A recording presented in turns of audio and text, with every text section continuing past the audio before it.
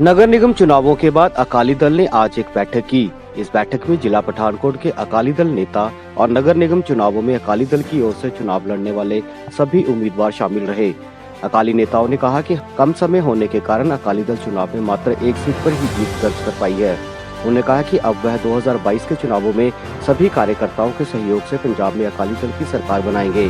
वहीं उन्होंने नगर निगम चुनावों में कांग्रेस पर भी कई सवाल खड़े किए हैं कि भी पठानकोट ਦੇ ਵਿੱਚ कांग्रेस पार्टी पिछले 60 साल तो चुनाव लड़ रही है। भारतीय जनता पार्टी भी पिछले 60 साल तो चुनाव लड़ रही है। उन्होंने इत्थे राज किया है, सत्ता भोगी है, वजीरियां भोगियां ने, मेयर बनाए ने, कैंडिडेट्स ने सारा ने वर्क किया है, अपना MC बने ने। और जे आप की गल करिए पिछले 8 साल तो भी वर्क कर रही है। श्रोमणी अकाली दल नूं भारतीय जनता पार्टी नालों अलग होकर सिर्फ 1 महीना मिलिया वर्क करन दा, जिहदे सानूं कैंडीडेट खड़े करके असीं पिछले 10 दिनों के सही मैंने चुनाव लड़िया। चुनाव की लड़ाई सिर्फ 10 दिनों की असीं।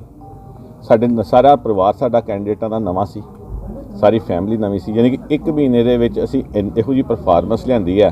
और जेकर सानूं समा वध मिल गया हुंदा 7-8 महीने साल, तो असीं पठानकोट दे विच जिहड़ा असीं इस गल दी पिछे गल भी करते सीगे कि भाई अपना मेयर असीं अकाली दल दा बनाऊंगे। और इस गल नूं श्योरिटी दे दिंदे आ कि मेयर श्रोमणी अकाली दल नहीं हुंदा, क्योंकि 1 महीने की एक्सरसाइज ने सानूं 1 सीट दी है, जिताई है।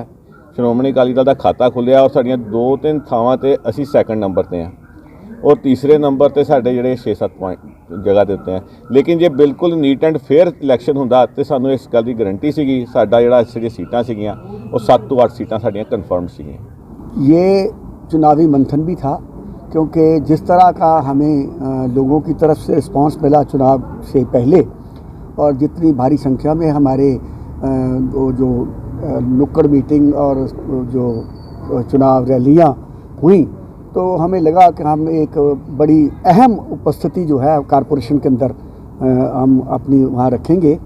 लेकिन चुनाव जो नज़दीक आता गया, हमें लगा कि वो सरकारी मशीनरी और ख़ास तौर पर कांग्रेस जो है वो इस चुनाव को एक अच्छे ढंग से, जिसे कहते हैं एक लोकतांत्रिक प्रक्रिया से जीतना नहीं चाहती। और उन्होंने इसके लिए जो भी किया जा सकता था, जिसमें मुझे ये कहने में कोई गुरेज परहेज़ नहीं, आप लोग तो सब कुछ देख ही रहे थे कि किस तरह रुपए का, नशों का और प्रलोभनों का जमकर इस्तेमाल किया गया। और आखिरी 2 दिनों के अंदर इस चुनाव की शक्ल जो है वो बिगाड़ कर